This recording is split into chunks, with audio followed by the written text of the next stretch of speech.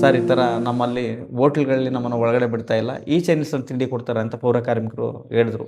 ಆಗ ಅಧಿಕಾರಿಗಳ ಜೊತೆಲಿದ್ದರು, ಯಾರು ಹಂಗೆ ಮಾಡ್ತಾರೆ ಬನ್ನಿ ಅಂತ ಹೇಳ್ಬಿಟ್ಟು ಖುದ್ದು ನಾನು ಹೋಟ್ಲಿಗೆ ಕರ್ಕೊಂಡೋದೆ. ಹೋಟ್ಲಿಗೆ ಕರ್ಕೊಂಡೋಗಿ ಅವ್ರು ಕೂರಿಸ್ದೆ, ಹೋಟ್ಲಲ್ಲಿ ತಿಂಡಿ ಕೊಡಿ ಅಂತ ಹೇಳಿದೆ. ಅಲ್ಲೇ ಇರೋ ಅಧಿಕಾರಿಗಳಿಗೆ ಹೇಳಿದೆ, ಹೋಟ್ಲ್ ಮಾಲೀಕರಿಗೂ ಹೇಳಿದೆ, ಇದು SC/ST ದೌರ್ಜನ್ಯ ಕಾಯ್ದೆನಿ, ಇದು ನಿಮ್ಮ ಪ್ರಕರಣ ದಾಖಲಾಗುತ್ತೆ, ಆಯೋಗದಲ್ಲೂ ಕೂಡ ಪ್ರಕರಣ ದಾಖಲಾಗುತ್ತೆ, ಇನ್ನು ಮುಂದೆ ಈ ಥರ ಮಾಡಬೇಡಿ ಅಂತ ಅವ್ರಿಗೆ ಎಚ್ಚರಿಕೆ ಕೊಟ್ಟಿದ್ದೀನಿ. ಈಗ ಮೊದಲನೇ ಕೆಲಸನೇ ಅವ್ರ ತಿಂಡಿ ಕೊಡಿಸೋದ್ರ ಮೂಲಕ ಒಂದು ಸಾಮಾಜಿಕ ನ್ಯಾಯ ಕೊಡಿಸೋಂಥ ಕೆಲಸನ ನಾನು ಮಾಡಿದ್ದೀನಿ. ಅದು ಭಾಳ ಖುಷಿಯಾಗುತ್ತೆ. ಯಾಕಂತ ಹೇಳಿದ್ರೆ ಮನುಷ್ಯ ಇವತ್ತು ಮನುಷ್ಯನಾಗಿ ನೋಡದೇ ಇದ್ಮೇಲೆ ಅದು ಸರಿ ಬರಲ್ಲ. ಈಗ ಆಯೋಗದ ಮೆಂಬರ್ ಆದ್ದರಿಂದ ಆ ಕೆಲಸನ ಅತಿ ತುರ್ತಾಗಿ ನಾನು ಮಾಡಿದ್ದೀನಿ. ಊರನ್ನೆಲ್ಲ ತೊಳಿತಾರೆ, ಕಸನೆಲ್ಲ ಎತ್ತಾಕ್ತಾರೆ. ಅವ್ರಿಗೆ ಒಂದು ಮನೆ ಕಟ್ಸ್ಕೊಡೋದ್ರಲ್ಲಿ ಇವ್ರಿಗೆ ಏನು ಸಮಸ್ಯೆ ಆಗ್ತಾ ಇದೆ ಅನ್ನೋದು ಒಂದು ಪ್ರಶ್ನೆಗಳಿರುತ್ತೆ ಮೇಡಮ್. ಇದು ನೋವಿನ ಸಂಗತಿ. ಯಾಕಂತ ಹೇಳಿದ್ರೆ ಊರನ್ನೇ ಸ್ವಚ್ಛ ಮಾಡೋರು ಅವರು ಸ್ವಲ್ಪ ಮಟ್ಟಿಗೆ ಯಾರು ಚೆನ್ನಾಗಿದ್ರೆ ನಿಜವಾಗ್ಲೂ ಈ ಊರು ಅಭಿವೃದ್ಧಿ ಆಗಿದೆ ಅಂತ ನಾವು ಅನ್ಕೋಬಹುದು. ನಮಸ್ತೆ ಚಾಮರಾಜನಗರ ಸ್ನೇಹಿತರೆ, ಈ ದಿನ ನಾವು ನಮ್ಮ ಚಾಮರಾಜನಗರ ಗಡಿ ನಾಡಿನ ಹೆಮ್ಮೆಯ ಶಂಕರ ಸಿ ಅಂಕನಶೆಟ್ಟಿಪುರರವರು, ಕವಿಗಳು, ಸಾಹಿತಿಗಾರರು ಹಾಗೂ ನಮ್ಮ ಚಾಮರಾಜನಗರ ಜಿಲ್ಲೆಯ ಹೆಮ್ಮೆಯ ಹೋರಾಟಗಾರರು. ಇವರನ್ನ ನಮ್ಮ ಹಸಿರು ಪಡೆ ಚಾನಲ್ಗೆ ಕರೆತಂದಿದ್ದೇವೆ. ಇವರಿಗೆ ತುಂಬು ಹೃದಯದ ಸ್ವಾಗತ ಕೋರುತ್ತೇನೆ. ಸ್ವಾಗತ ಸರ್. ಧನ್ಯವಾದಗಳು ಸರ್. ನೀವು ಕವಿಗಳು, ಸಾಹಿತಿಗಳು, ಹೋರಾಟಗಾರರು ನೋಡ್ತಾನೆ ಇದ್ವಿ. ಈಗ ಒಂದು ಉನ್ನತಿ ತಗೊಂಡು ಕರ್ನಾಟಕ ರಾಜ್ಯದ ಸಫಾಯಿ ಕರ್ಮಚಾರಿಗಳ ಆಯೋಗದ ಸದಸ್ಯರಾಗಿ ಸೇರಿದ್ದೀರಾ. ನಮಗೆ ತುಂಬಾ ಹೆಮ್ಮೆ ಇದೆ. ನೀವು ಕವಿಗಳು, ಸಾಹಿತಿಗಳು ಹೇಗೆ ಆದ್ರಿ? ಚಿಕ್ಕಂದಿನಿಂದ ನಿಮ್ಗೆ ಕವಿಗಳಾಗ್ಬೇಕು ಅಂತ ಆಸೆ ಇತ್ತಾ, ಅಥವಾ ಏನು ಪ್ರೇರಣೆ ನಿಮಗೆ? ಇದು ಪ್ರೇರಣೆ ಅಂತ ಏನಿಲ್ಲ ಮೇಡಮ್. ನಾವು ಪಟ್ಟಂಥ ಕಷ್ಟಗಳು, ಈ ಪೆನ್ನು ಏನನ್ನ ಆಸಕ್ತಿ ಪಟ್ಟು ಬರೀತೆ ಅಂತ ಹೇಳಿದ್ರೆ, ನಾವು ಅನುಭವಿಸಿರೋ ನೋವುಗಳನ್ನ, ನಮ್ಮ ಅನುಭವಗಳನ್ನ ನಾವು ಕವಿತೆಗಳಾಗಿ ರಚನೆ ಮಾಡೋಕ್ಕೆ ಸಾಧ್ಯ ಆಗುತ್ತೆ. ಅನುಭವ ಇಲ್ಲದೆ ಯಾವ ಕವಿತೆನೂ ಹುಟ್ಟಲ್ಲ. ಆದ್ದರಿಂದ ಒಬ್ಬ ಕವಿ ಆಗಬೇಕಾದ್ರೆ ಮೊದಲು ಅನುಭವ ಆಗಬೇಕು. ಅನುಭವದ ನಂತರನೇ ಎಲ್ಲವೂ ಸಾಧ್ಯ. ನಾವು ಪಟ್ಟಂಥ ನೋವು, ಯಾತನೆಗಳು, ದುಃಖ, ಸಂಕಷ್ಟ, ಬರೀ ನೋವು, ಬಡತನ ಇವೇ ನಮ್ಮನ್ನು ಕವಿಯಾಗಿಸಿದ್ದು ಅಂತ ಹೇಳ್ಬೋದು. ನೀವು ಅಂಕನಶೆಟ್ಟಿಪುರದಲ್ಲಿ ಜನಿಸಿ ಅಲ್ಲಿ ನೆಲೆಯೂರಿದ್ರಿ. ನಿಮ್ಮ ಶಾಲಾ ಕಾಲೇಜುಗಳೆಲ್ಲ ಅಲ್ಲೇ ನಡೀತು. ಗೊತ್ತು, ಹಿಂದೆ ನಾವು ತುಂಬಾ ಕಷ್ಟಪಟ್ಟು ಬೆಳೆದು ಬಂದಿದ್ದೀವಿ. ಅದು ನಿಮ್ಗೆ ನಿಮ್ಮ ಮನಸ್ಸಿನ ಏನು ನೋವುಗಳು, ಬಡತನದ ರೇಖೆಯಲ್ಲಿ ಇತ್ತು, ಅದು ನಿಮ್ಮನ್ನ ಒಂದು ಕವಿ ಹಾಗೂ ಸಾಹಿತಿಕಾರರು ಮಾಡ್ತು. ಅದಾದ್ಮೇಲೆ ಪ್ರಪಂಚದಲ್ಲಿ ಏನೇನ್ ಕಾಣಿಸ್ತಿದೆ, ಅದರ ಆಗು ಹೋಗುಗಳೆಲ್ಲ ನೋಡಿ ನೀವು ಕವಿತೆಗಳು ಬರಿತಾ ಇದ್ರಿ. ಈಗ ನಾವು ಪಟ್ಟಂತ ನೋವನ್ನ ನಾ ಏನ್ ಅನುಭವಿಸಿದೀನಿ ಗೊತ್ತು, ಅದನ್ನ ಬೇರೆಯವ್ರು ಅನುಭವಿಸಬಾರ್ದು ಅಂತ ಒಂದು ನಿಟ್ಟಿನಲ್ಲಿ ನೀವು ಈ ಸಫಾಯಿ ಕರ್ಮಚಾರಿಗಳಿಗೆ ಮೊದಲ ಆದ್ಯತೆ ಕೊಟ್ಟು ಅವರ ಆಗು ಹೋಗುಗಳು, ನೋವುಗಳನ್ನ ತುಂಬಾ ತಿದ್ದುಪಡಿ ಮಾಡಿ ಬರ್ತಾ ಇದ್ದೀರಾ. ಇದಕ್ಕೆ ಏನು ಪ್ರೇರಣೆ ಸರ್ ನಿಮಗೆ? ಮೇಡಮ್, ತಮಗೆ ಗೊತ್ತಿಲ್ಲದೇನಿಲ್ಲ. ಚಾಮರಾಜನಗರದಲ್ಲಿ ನಿಮ್ಮ ಬಗ್ಗೆ ಕೂಡ ನಾನು ಲೇಖನ ಬರೆದಿದ್ದೆ. ಹೌದು ಸರ್. ಚಾಮರಾಜನಗರದಲ್ಲಿ ನಾನು ರೇಷ್ಮೆ ನಾಡು ಪತ್ರಿಕೆಯಲ್ಲಿ ನಮ್ಮ ರೇಷ್ಮೆ ನಾಡು ಸಂಪಾದಕರಾದ ಸದಾಶಿವ ಗಟ್ವಾಡಿ ಅವರು ನನಗೆ ವೇದಿಕೆ ಕಲ್ಪಿಸ್ಕೊಟ್ರು. ನಾನು ತೋಚಿದ್ದನ್ನು ಮೊದಲು ಗೀಚ್ತಾ ಇದ್ದಾಗ ಅದನ್ನೆಲ್ಲ ಬರೆದಿಡ್ತಾ ಇದ್ದೆ. ಅದನ್ನು ನಮ್ಮ ಕಾಗಲವಾಡಿ ಬಸವಣ್ಣ ಅಂತ ರೇಷ್ಮೆ ನಾಡಲಿದ್ದಾರೆ, ಅವರು ನನ್ನನ್ನು ಇದನ್ನ ಯಾಕೆ ಈ ಥರ ನೀವು ಪುಸ್ತಕ ಮಾಡಬಾರ್ದು ಅಂತೇಳಿ ನಾನು ಭಾವನೆಗಳು ಅನ್ನೋ ಒಂದು ಕೃತಿನ ಫಸ್ಟು ಬಿಡುಗಡೆ ಮಾಡಿದೆ. ಭಾವನೆಗಳು ಆದಮೇಲೆ ಹೃದಯ ಮತ್ತು ಕಿಚ್ಚು ಅನ್ನೋ 2 ಕೃತಿ, ಒಟ್ಟು 3 ಕೃತಿಗಳು ಪ್ರೇಮ ನಿವೇದನೆಗಳು, ಪ್ರೇಮದ ಸಂಕಷ್ಟಗಳನ್ನ ಕೃತಿಯಾಗಿ ನಾನು ಬರೆದಾಗ ಚಾಮರಾಜನಗರದಲ್ಲಿ ಕವಿ ಇದ್ದೇನೆ ಅಂತ ಅನಿಸ್ತು. ತದನಂತರ ನಾನು ನನ್ನೊಳಗಿನ ನೋವುಗಳು, ಈ ಒಬ್ಬ ಕವಿಯಾಗಿ ಏನು ಮಾಡಬೇಕು, ಬರೀ ಪ್ರೇಮ ಕವಿತೆಗಳನ್ನೇ ಬರೆದ್ರೆ ಸಾಲದು ಅಂತೇಳಿ ಸ್ವಲ್ಪ ದಿಕ್ಕನ್ನು ಬದಲಾಯಿಸಿದೆ. ನಮ್ಮ ನೋವುಗಳನ್ನೇ ಪುಸ್ತಕವಾಗಿ ಬರೀಬೇಕು ಅಂತೇಳಿ ಪೊರಕೆ ಅನ್ನೋ ಕೃತಿನ 2019ರಲ್ಲಿ ನಾನು ಬಿಡುಗಡೆ ಮಾಡಿದೆ. ಅದನ್ನು ಬೆಂಗಳೂರು ಚಿತ್ರಕಲಾ ಪರಿಷತ್ತಲ್ಲಿ ಇಲ್ಲಿಂದ ಚಾಮರಾಜನಗರದಿಂದ ಸುಮಾರು 300ಕ್ಕೂ ಹೆಚ್ಚು ಜನರನ್ನ ಕರ್ಕೊಂಡೋಗಿ ಪುಸ್ತಕ ಬಿಡುಗಡೆ ಮಾಡಿದೆ. ನಿಜವೂ ಅದು ಇಂದಿಗೂ ಕೂಡ ದಾಖಲೆ. ಯಾಕಂದರೆ ಒಬ್ಬ ಗಡಿ ಜಿಲ್ಲೆಯವನು ರಾಜ್ಯದ ರಾಜಧಾನಿಯಲ್ಲಿ ಪುಸ್ತಕ ಬಿಡುಗಡೆ ಮಾಡ್ತಾನೆ ಅಂತ ಹೇಳಿದ್ರೆ ನಿಜಕ್ಕೂ ಅದು ಭಾಳ ಹೆಮ್ಮೆ ವಿಚಾರ. ಇತಿಹಾಸನೇ ಸರಿ ಅಂತ ನನಗನ್ಸುತ್ತೆ ಮೇಡಮ್. ಯಾಕಂದರೆ ನನಗೆ ಗುರು ಇಲ್ಲ, ಯಾವುದೇ ತಮಗೆಲ್ಲರಿಗೂ ಗೊತ್ತು, ಬ್ಯಾಕ್ ಬೋನ್ ರಾಜಕೀಯ ವ್ಯಕ್ತಿಗಳ ಹಿನ್ನೆಲೆ ಇಲ್ಲ. ಆದರೂ ಕೂಡ ನಾನು ಒಂದು ಸಣ್ಣ ಟೈಪಿಂಗ್ ಅಂಗಡಿನ ವೃತ್ತಿನ ಪ್ರಾರಂಭಿಸ್ಕೊಂಡು ಆ ವೃತ್ತಿ ಮೂಲಕ ನಾನು ಸೋಷಿಯಲ್ ಸರ್ವಿಸು ಪತ್ರಕರ್ತನಾಗಿ ಹಳ್ಳಿಯ ಕೇಡು ಮೂಲಕ ನಾನು ಗುರುಸ್ಕೊಂಡೆ. ಪೊರಕೆ ಅನ್ನೋ ಕೃತಿ ನನಗೆ ಹೆಸರು ಕೊಡ್ತು. ಆ ಪೊರಕೆ ಅನ್ನೋದು ಪೌರ ಕಾರ್ಮಿಕರ ಜೀವನಾಡಿ ಅಂತ, ಜೀವ ಮಿಡಿತ ಅಂತ ಅದು ಸಬ್ ಟೈಟಲ್ ಕೊಟ್ಟು ಅದರ ಮೂಲಕ ಕವಿತೆಗಳನ್ನ ಬರೆದೆ. ಅದರಲ್ಲಿ ಬಹಳಷ್ಟು ಕವಿತೆಗಳು ಪೌರ ಕಾರ್ಮಿಕರು ಮತ್ತು ಸಫಾಯಿ ಕರ್ಮಚಾರಿಗಳ ನೋವು ನಲಿವು ಸಂಕಷ್ಟಗಳು ಮತ್ತು ಅವರ ಮಿಡಿತಗಳು ಏನಿದೆ ಅಷ್ಟನ್ನು ನಾನು ಅಲ್ಲೇ ಇಟ್ಟಿದ್ದೆ. ಅವರ ದಿನನಿತ್ಯ ಹೌದು, ಜೀವನದ ಹೌದು. ಆಗು ಹೋಗುಗಳೆಲ್ಲ ತುಂಬಾ ಚೆನ್ನಾಗಿ ಬಂದಿದೆ ಸರ್ ಆ ಲೇಖನಗಳಲ್ಲಿ. ಅದು ಕವಿತೆ ಅನ್ನೋಕ್ಕಿಂತ ಒಂದು ಕ್ರಾಂತಿ ಅಂತಲೇ ಹೇಳ್ಬೋದು. ಹೌದು. ಅಷ್ಟು ನನ್ನ ಮನಸ್ಸಲ್ಲಿ ಈಗಲೂ ನಾಡ್ತಾ ಇದೆ. ಈಗ ನೆನ್ನೆ ನಾನು ಮೈಸೂರಲ್ಲಿ ಜಲದರ್ಶನಲ್ಲಿ ದಲಿತ ಆದಿದ್ರಾವಿಡ ಸಂಘಟನೆಯವರು ನನ್ನ ಒಂದು ಆನರ್ ಕರೆದಿದ್ರು, ಹೋಗಿದ್ದೆ. ಅಲ್ಲಿ ಪ್ರವೀಣ್ ತೇಜ್ ಅಂತ ಹಾ ಅವರು ಕವಿತೆನ ಓದ್ತಾ ಇದ್ರು, ಒಂದು 4 ಲೈನ. ಹಾ. ನನಗೆ ಆವಾಗಲೇ ಅಲ್ಲಿ ಕಣ್ಣು ಕಟ್ತಾ ಇತ್ತು. ಪೌರ ಕಾರ್ಮಿಕರ ಬದುಕು ನಾಯಿಗಿಂತ ಕೀಳೈತೆ ಅಂತ ಒಂದು ಕವಿತೆ ಬರೆದಿದ್ದೆ. ಅದನ್ನು ಅವರು ಕೋಟ್ ಮಾಡಿ ಹೇಳ್ತಾ ಇದ್ರು. ಕಣ್ಣಲ್ಲಿ ನೀರು ಬರ್ತಾ ಇತ್ತು ನನಗೆ. ಯಾಕಂದರೆ ಆ ಫೀಲ್, ಹೌದು ಆ ಭಾವನೆ ಇದೆಯಲ್ಲ, ಆ ಭಾವನೆ ಹೊರ ಆಗ್ತೀವಲ್ಲ, ಆಗ ಆ ನೋವು ತುಂಬ ಸಂಕಟ ಆಗುತ್ತೆ ಮೇಡಮ್. ಅಷ್ಟು ಕವಿತೆಗಳನ್ನ ನಾನು ಬರೆದೆ. ಅದಾದ ನಂತರ ನನ್ನ ಅಖಿಲ ಭಾರತ ಕನ್ನಡ ಸಾಹಿತ್ಯ ಸಮ್ಮೇಳನದಲ್ಲಿ ಕವಿತೆ ವಾಚನ ಮಾಡೋಕ್ಕೆ ಅವಕಾಶ ಸಿಕ್ತು. ತದನಂತರ ಮೈಸೂರು ದಸರಾ ಕವಿಗೋಷ್ಠಿಗಳಲ್ಲಿ ಕವನ ವಾಚನ ಅವಕಾಶ ಸಿಕ್ತು. ಹೀಗೆ ಅವಕಾಶಗಳು 2019ರಲ್ಲಿ ಪೊರಕೆ ಪುಸ್ತಕದ ನಂತರ ಎಲ್ಲ ತೆರೆದುಕೊಂಡು ಬಂದಾಗ ನಾನು ಇನ್ನೊಂದಷ್ಟು ಕೃತಿಗಳು ಬರಬೇಕಾಗಿತ್ತು. ಆ ಕೃತಿಗಳನ್ನ ನಂತರ ನಾನು ಮತ್ತು ಅವಳು ಅಂತ ಒಂದು ಪುಸ್ತಕ ಬಿಡುಗಡೆ ಇಲ್ಲೇ ಚಾಮರಾಜೇಶ್ವರ ದೇವಸ್ಥಾನ ಮುಂಭಾಗದಲ್ಲಿ ಮಾಡಿದೆ. ಆಮೇಲೆ ಮೈಸೂರು ಘಟಿಕೋತ್ಸವ ಭವನದಲ್ಲಿ ಆದಿದ್ರಾವಿಡರ ಹೆಜ್ಜೆ ಗುರುತುಗಳು ಅಂತ ಒಂದು ಪುಸ್ತಕ ಮೇಡಮ್. ಅದು ಆದಿದ್ರಾವಿಡರ ಹೆಜ್ಜೆ ಗುರುತುಗಳ ಪುಸ್ತಕ ಈ ಚಾಮರಾಜನಗರ, ಮೈಸೂರು, ಮಂಡ್ಯ, ಕೊಡಗು, ಹಾಸನ ಈ ಜಿಲ್ಲೆಯಲ್ಲಿ ಆದಿದ್ರಾವಿಡರು ಶೋಷಿತರು. ಆ ಸಮುದಾಯದ ಬಗ್ಗೆ ಯಾವುದೇ ರೀತಿಯ ಪುಸ್ತಕ ಇರಲಿಲ್ಲ. ಆ ಸಮುದಾಯದ ಬಗ್ಗೆ ಮೊದಲ ಬಾರಿಗೆ ನಾನು ಆದಿದ್ರಾವಿಡರ ಹೆಜ್ಜೆ ಗುರುತುಗಳು ಅನ್ನೋ ಒಂದು ಪುಸ್ತಕನ ಕೇಂದ್ರ ಸಚಿವರಾದ ನಾರಾಯಣಸ್ವಾಮಿ ಅವರ ಪುಸ್ತಕನ ಅಲ್ಲಿ ಬಿಡುಗಡೆ ಮಾಡ್ತಾರೆ ಮೇಡಮ್. ಅದು ಒಂದು ಆದಿದ್ರಾವಿಡರ ಸಮಾವೇಶದಲ್ಲಿ ಮಾಡ್ತಾರೆ.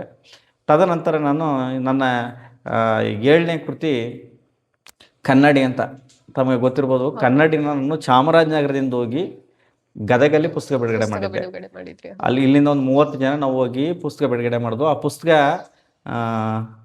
ಅಲ್ಲಿ ಅರ್ಜುನ್ ಗೊಳಸಂಗಿ ಅವರು ಕರ್ನಾಟಕ ರಾಜ್ಯ ದಲಿತ ಸಾಹಿತ್ಯ ಪರಿಷತ್ನ ಅಧ್ಯಕ್ಷರು, ಹಾಗೆ ಕಲಬುರ್ಗಿ ಸಂಶೋಧನಾ ಕೇಂದ್ರದ ಸಂಯೋಜಕರು. ಅವರು ನನಗೆ ಅಲ್ಲಿ ಎಲ್ಲ ಕೋರ್ಡಿನೇಟರ್ ಮಾಡಿ ಪುಸ್ತಕ ಅಲ್ಲಿ ತೋಟದಾರ್ಯ ಮಠದಲ್ಲಿ ನನಗೆ ಸ್ವಾಮೀಜಿಯವರ ಒಂದು ಅಧ್ಯಕ್ಷತೆಯಲ್ಲಿ ನನಗೆ ಪುಸ್ತಕ ಬಿಡುಗಡೆ ಮಾಡಿಕೊಟ್ರು. ನಾನು ಇವತ್ತು ಕೂಡ ಅವ್ರಿಗೆ ಚಿರಋಣಿಯಾಗಿರ್ತೀನಿ. ಯಾಕೆಂದರೆ ಇಷ್ಟು ದೂರದಿಂದ ಅಲ್ಲೋಗಿ ನಾವು ಪುಸ್ತಕ ಬಿಡುಗಡೆ ಮಾಡೋದು ಭಾರಿ ಕಷ್ಟದ ಕೆಲಸ. ಅದನ್ನು ನನಗೆ ಅವಕಾಶ ಮಾಡಿಕೊಟ್ರು. ನಾನು ಏನಕ್ಕೋಸ್ಕರ ಗದಗಲ್ಲೇ ಪುಸ್ತಕ ಬಿಡುಗಡೆ ಮಾಡಿದೆ ಅಂದರೆ, ಇಲ್ಲಿ ಸುವರ್ಣವತಿಯಲ್ಲಿ ರಾಮಪ್ಪ ಅಣ್ಣಿಗೇರಿ ಅನ್ನೋ ಕುಟುಂಬದವರು ವಾಸ ಮಾಡ್ತಾಯಿದ್ರು. ಅವರ ಮಗ ಪ್ರಭಾಕರ್ ರಾಮಪ್ಪ ಅಣ್ಣಿಗೇರಿನವರು ನನ್ನ ಹತ್ರ, ನಾನು ಮುನ್ಸಿಪಾಲ್ಟಿ ಎದುರುಗಡೆ ಜಾಬ್ ಟೈಪಿಂಗ್ ಮಾಡ್ತಿರ್ಬೇಕಾದ್ರೆ ನನ್ನ ಹತ್ರ ಅವನು ಕೆಲ್ಸಕ್ಕೆ ಬಂದು ಸೇರ್ಕೊಂಡಿದ್ರು. ಸೇರ್ಕೊಂಡಿದ್ದಾಗ ಅವ್ರ ತಾಯಿ ತಂದೆಗೆ ರಿಟೈರ್ಡ್ ಆಯಿತು. ಅವರು ಗದಗ ಹೋದರು. ತದನಂತರ ನಮ್ಮ ಈ ಪ್ರಭಾಕರ್ ನನ್ನ ಜೊತೆಲೇ ಇದ್ದ. ನಮ್ಮದು ತುಂಬ ಕಷ್ಟ ಜೀವನ ಅಂತ ಹೇಳಿದ್ನಲ್ಲ, ಒಂದು ಸಣ್ಣ ಟೈಪಿಂಗ್ ಮಿಷಿನ್ ಇಟ್ಕೊಂಡು ನಾನು ದಿನ ಒಬ್ಬರನ್ನ ಹೋಗಿ ಕೇಳಬೇಕಾಯ್ತು, ಸರ್ ನಾನು ಇಟ್ಕೊತೀನಿ, ನನಗೆ ಅವಕಾಶ ಮಾಡ್ಕೊಡಿ, ಜಾಗ ಮಾಡ್ಕೊಂಡಿದ್ದ. ಎಷ್ಟೋ ಜನರನ್ನ ದಿನ ಹೋಗಿ ರಿಕ್ವೆಸ್ಟ್ ಮಾಡ್ತೆ. ಮಳೆ ಬಂದರೆ ಆ ಕಡೆ ಎತ್ಕೊಂಡು ಓಡಾಡಬೇಕಾಯ್ತು. ಆಮೇಲೆ ಒಂದೊಂದು ದಿವಸ 10 ರೂಪಾಯಿ ಸಂಪಾದನೆ ಮಾಡೋದು ಕಷ್ಟ ಇತ್ತು. ನಾನು ಏನು ಸಂಪಾದನೆ ಮಾಡ್ತೀನಿ ಅದನ್ನು ನನ್ನ ಕುಟುಂಬನ ಸಲಹಬೇಕಾಯಿತು. ಆ ಥರ ಜೀವನ ಸಾಗಿಸ್ತಾ ಬಂದವನು. ಪ್ರಭಾಕರ್ ನನ್ನ ಜೊತೆಲಿ ಇಲ್ಲೇ ಇದ್ದ. ಅವ್ರ ತಾಯಿ ತಂದೆ ರಿಟೈರ್ಡ್ ಹೋದರು. ಅವನು ಹೇಳ್ದ, ಈಗ ಬಂತು, ಈಗ ಯಾವುದು ನಮ್ಮ ಚಾಮರಾಜೇಶ್ವರ ದೇವಸ್ಥಾನ ರಥ ತೀರೋತ್ಸವ ಬರ್ತಾಯಿದೆ ಜುಲೈಗೆ. ಆ ಟೈಮಲ್ಲಿ ಅವ್ನಿಗೆ ರಜೆ ಇತ್ತು. ಅಣ್ಣ ಡಿಗ್ರಿ ಓದ್ತಾ ಇದ್ದಿಲ್ಲ, ಅಣ್ಣ ನಾನು ಊರಿಗೆ ಹೋಗಿ ಬರ್ತೀನಿ ಅಣ್ಣ ಅಂದ. ಹೌದಾ ಸರ್, ಹೋಗಪ್ಪ ಅಂತ ಹೇಳಿದೆ. ಅವನಿಗೆ ಒಂದು ಇದಿತ್ತು, ಮೂರ್ಛೆ ರೋಗ ಇತ್ತು ಮೇಡಮ್. ಊರಿಗೆ ಹೋದವನು ಮತ್ತೆ ಬರಲಿಲ್ಲ. ನನ್ನ ಬಾಂಧವ್ಯ ಯಾವ ಥರ ಇತ್ತು ಅಂತಾರೆ, ಒಡ ಹುಟ್ಟು ಸೋದರರಿಗಿಂತ ಆ ಥರ ಇತ್ತು. ಯಾಕಂದರೆ ನನ್ನ ಎಲ್ಲ ಕೆಲಸಗಳನ್ನು ಕೂಡ ಅವನು ಮಾಡ್ತಾ ಇದ್ದ. ಯಾವತ್ತೂ 1 ರೂಪಾಯಿನೂ ಕೇಳ್ದವನಲ್ಲ, ನಿಸ್ವಾರ್ಥ ಸೇವೆ ಮಾಡ್ದ. ಅದು ನಾನು ಹೃದಯ ತಟ್ಟಿತು. ನಮ್ಮ ತಂದೆಗೆ ಹುಷಾರಿಲ್ಲದೆ ನಾನು ಮೈಸೂರು ಹಾಸ್ಪಿಟ್ಲಲ್ಲಿ ತಿರುಗಾಡ್ತಾ ಇದ್ದೆ. ಅವನು 6 ಕಾಸು 3 ಕಾಸು ದುಡ್ಡು ಕೊಟ್ಟರೆ ನಾನು ಹಾಸ್ಪಿಟಲ್ ಕಟ್ತಾ ಇದ್ದೆ. ಆ ಥರ ನಾನು ಅವನ್ನ ತುಂಬ ಹಚ್ಕೊಂಡಿದ್ದೆ ಪ್ರಭಾಕರ್ನ. ಯಾಕಂದರೆ ನನಗೆ ಆವತ್ತಿನ ಪರಿಸ್ಥಿತಿಯಲ್ಲಿ ನಮ್ಗೆ ಏನೂ ಇಲ್ಲ, ನನ್ನ ಸೋದರನಾಗಿ ಇದ್ದ. ಅವನ ತಾಯಿ ತಂದೆ ನನಗೂ ತಾಯಿ ತಂದೆ ಆಗಿದ್ದರು. ಅವರ ನಮ್ಮ ಸಂಬಂಧಗಳು ಹೆಂಗಿತ್ತು ಅಂತ ಹೇಳಿದ್ರೆ, ಅವ್ರ್ಯಾರೋ ನಾವ್ಯಾರೋ, ಆದರೆ ನಾವು ಅವ್ರ ತಾಯಿ ತಂದೆನೇ ನನ್ನ ಅಪ್ಪ ಅಮ್ಮ ಅಂತ ನಾನು ಒಪ್ಕೊಂಡಿದ್ದೆ. ನನ್ನ ಸ್ವಂತ ಅಣ್ಣಾಗಿ ಅವನು ಇದು ಮಾಡ್ಕೊಂಡಿದ್ದ.